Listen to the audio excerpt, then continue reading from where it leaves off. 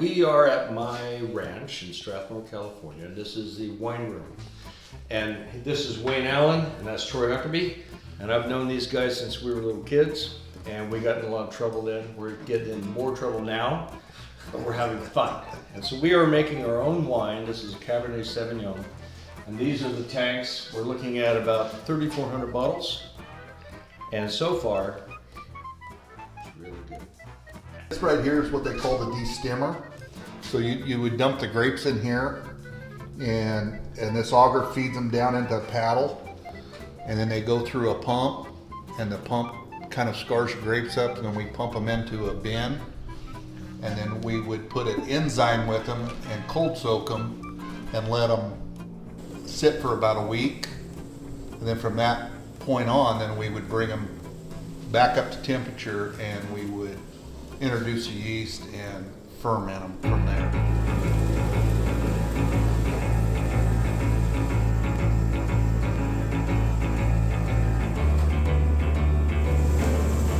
And we ferment for a week, and they're all in these things. We've got to keep the temperature just right, and we're measuring the sugar content and all this kind of stuff. And then when it's done, Troy, what do we put on them?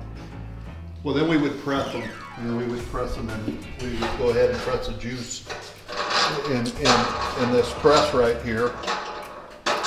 And it's a bladder press, what they call a bladder press.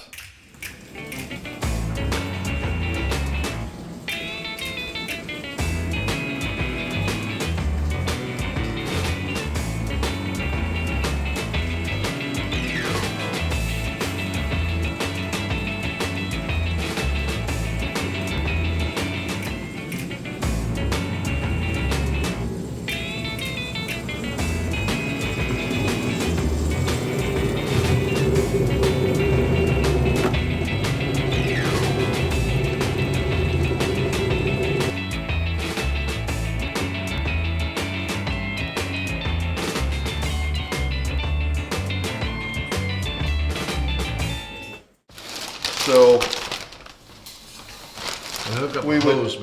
we would put all the skins in here, and this is the bladder, and we actually use water, and the bladder fills up, and it presses all the juice out, and then the juice would go back in.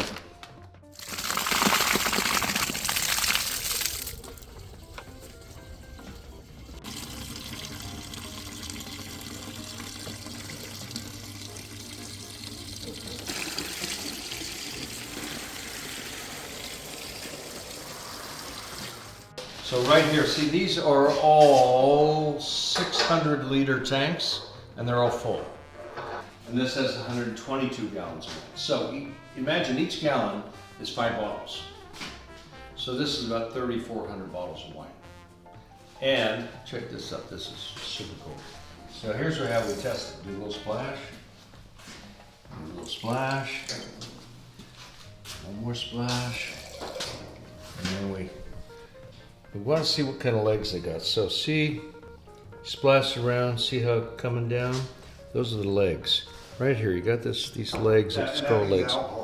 And that's the alcohol content coming down in there. I don't know if you can see that. So then,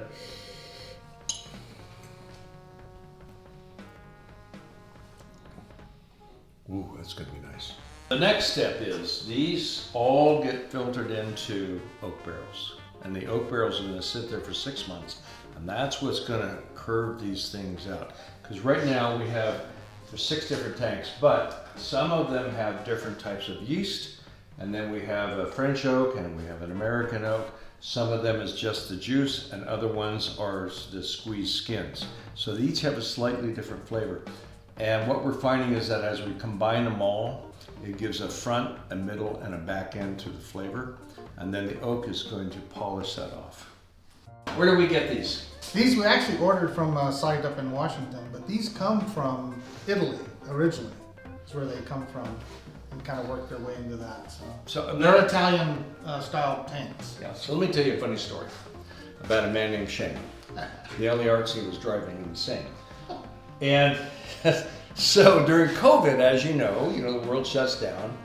I'm up here, LA shuts down, and I think, well, this is a good place to be. And I thought, well, I'd like to really plant some grapes. So we did some research, had the soil tested, found out the best grape to plant. We planted it. Next thing you know, 350 vines. We thought, what's that gonna, how many bottles? It'd be nice if we have 500 bottles, and then we can enjoy it. Well, we had more than 500 bottles. We're gonna have 3,400 bottles. So now we have a boutique winery, which we weren't expecting. So Troy here is the research man. Both Wayne and Troy are. But Troy especially comes in, and we're sitting down for lunch, and he has a stack of paperwork like this, and he said, I need to show you what you're going to need to buy. So I took a deep breath, and he starts laying all these things out, and I'm calculating the numbers in my head. He said, no, don't do that. The last page, it's all calculated for you. It's okay. So my heart's palpitating, and I'm like, oh my God. I think you missed a step, and Troy also was able to go online.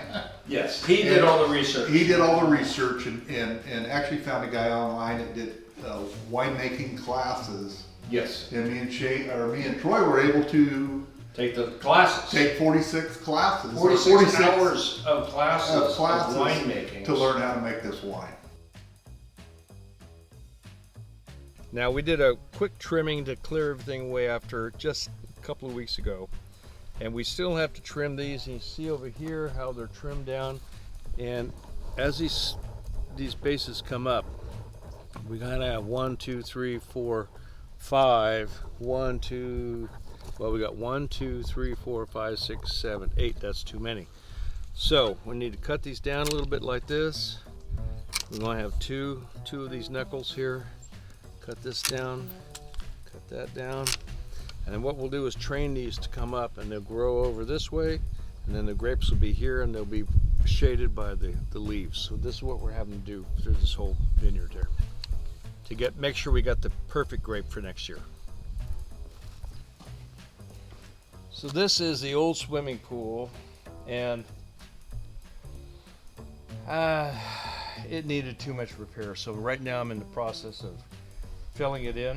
I got to get a guy out here with a big tractor and push all this in.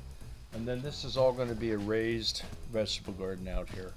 So I'd rather have fresh vegetables year round than be able to swim, quite frankly.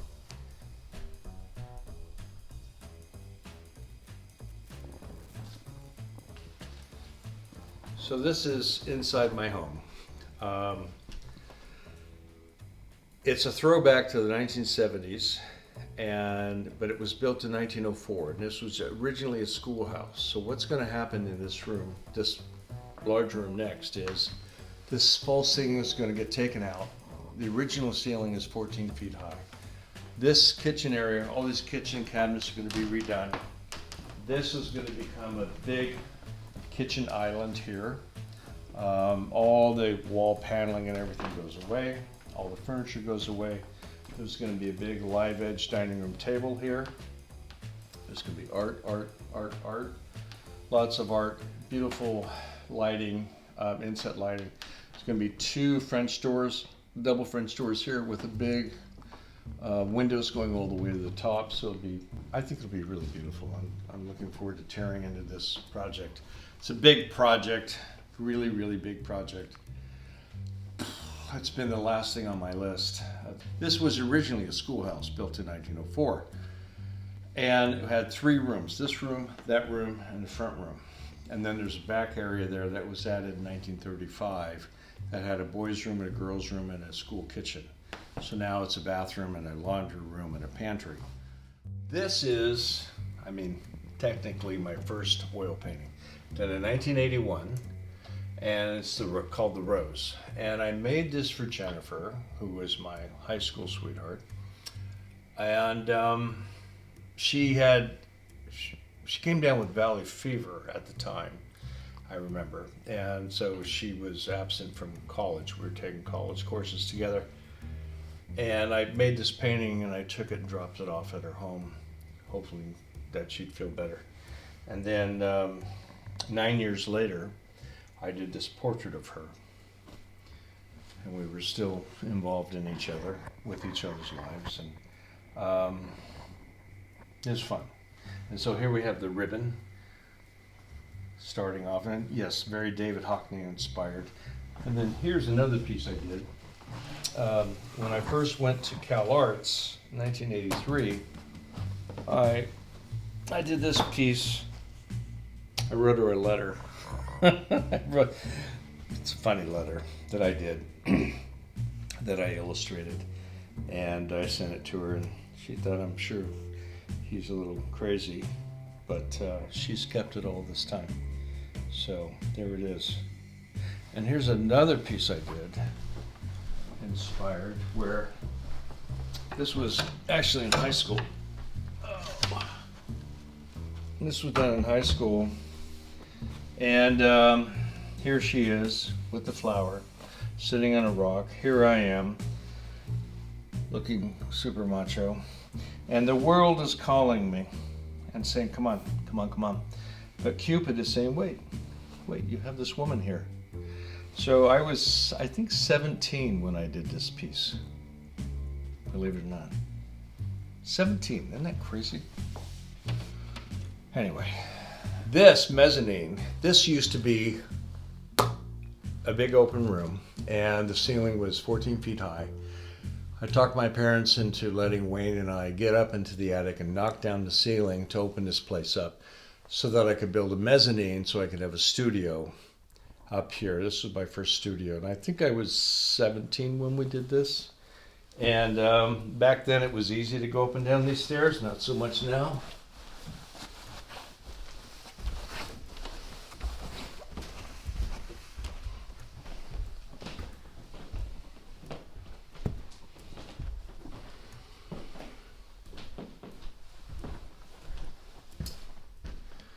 So this was my first loft, my first studio. This painting I did, there's a third part to it back here, I think. Here or here. There's another one behind here. And together this is 28 feet long, and it's a Rubik's Cube. So what I did is, there's 6 sides to the cube, and there's 9 squares on each side. So I divided life up into 6 categories with 9 subcategories.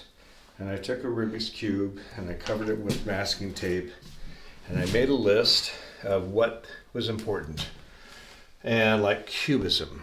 And this is my theory of evolution, but I use the Playboy bunny as you know, use pop culture and theory of evolution.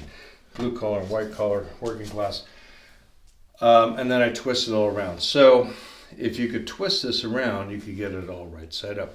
But I did this when I was 19 years old, this painting. And it's a total of 28 feet long, 3 panels. And as I was doing this painting, I invited my junior college art professor to come and look at it. And so he came over and he saw this, and it was, again, 28 feet long. And he said, you have to get out of here. You need to go to that Mickey Mouse school. And I said, Mickey Mouse school? And I got angry at him. He said, no, it's the school Walt Disney founded, which was Cal Arts. So that's what prompted me to apply to Cal Arts. And this was part of my, what I submitted with an essay. It's never left this place. It's always been up here. So actually always been on this property. This is a photograph of me. I was 21 years old, and this painting behind me I have just finished, and it's right here. So there we have it.